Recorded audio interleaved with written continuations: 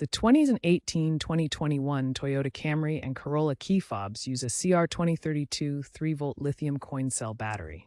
When your fob's range decreases or it stops working, a battery replacement is likely needed.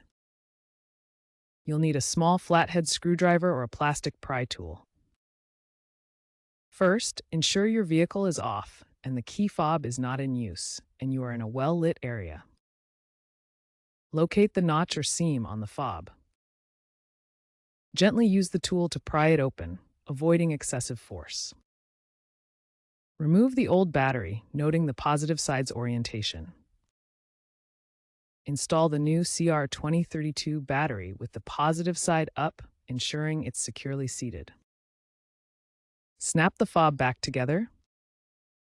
Test the buttons near your vehicle. If it doesn't work immediately, refer to your owner's manual for reprogramming instructions, though most fobs reprogram automatically. Handle batteries carefully to avoid short circuits and recycle old batteries at electronics stores. If the fob malfunctions after replacement, it could indicate a deeper issue. Toyota is moving towards integrating key fobs with smartphone apps, like Toyota Connect, and rechargeable batteries are becoming more common in newer models such as the 2022 Plus Camry.